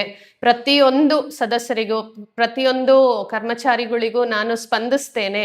ನಿಮಗೆ 24/7 ಏನೇ ತೊಂದರೆ ಇದ್ದರೂ, ಮೂಲಭೂತ ಸೌಲಭ್ಯಗಳಿಂದ ಹಿಡಿದು ಪ್ರತಿಯೊಂದು ಯಾವುದೇ ರೀತಿ ತೊಂದರೆ ಇದ್ದರೂ ಈ ಕೆಳಗಡೆ ಡಿಸ್ಪ್ಲೇ ಮಾಡಿರೋ ನಂಬರ್ ಶಂಕರ್ ಸಿ ಅಂಕನಶೆಟ್ಟಿಪುರರವ್ರದ್ದು, ಈ ಒಂದು ನಂಬರ್ಗೆ ನೀವು ಕಾಂಟ್ಯಾಕ್ಟ್ ಮಾಡಿ. ಅವರು ಏನೇ ಇದ್ದರೂ ಅದಕ್ಕೆ ಸ್ಪಂದಿಸ್ತಾರೆ.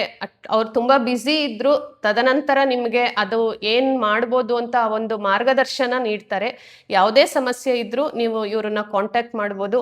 ನಮಗೆ ತುಂಬ ಹೆಮ್ಮೆ, ನಮ್ಮ ಗಡಿ ನಾಡಿನಲ್ಲಿ ನಮ್ಮ ಜೊತೆ ಇರೋರು ಈ ಒಂದು ಸಾಧನೆ ಮಾಡ್ತಾ ಇದ್ದಾರೆ ಅಂತ.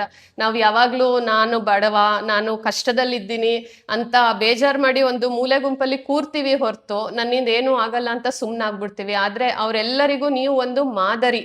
ನಾವು ಏನೇ ಕಷ್ಟಪಟ್ಟಿರ್ಬೋದು, ಆ ಕಷ್ಟದಿಂದ ಹೋರಾಟ ಮಾಡಿ ಹೊರಗೆ ಬಂದು ನಿಂತು ನಂತರ ಕಷ್ಟಪಡ್ತಿರೋರಿಗೆ ನಾನು ಒಂದು ಹೆಜ್ಜೆ ಸಹಾಯ ಮಾಡ್ತೀನಿ ಅನ್ನೋ ಒಂದು ದಿಟ್ಟಿನಲ್ಲಿ ನೀವು ಇಲ್ಲಿ ನಿಂತಿದ್ದೀರಾ. ನಮ್ಮ ಹಸಿರು ಪಡೆ ಹಾಗೂ ಹಸಿರು ಚಾನಲ್ ಕಡೆಯಿಂದ ತುಂಬು ಹೃದಯದ ಧನ್ಯವಾದಗಳು ಸರ್. ಧನ್ಯವಾದಗಳು ಮೇಡಮ್.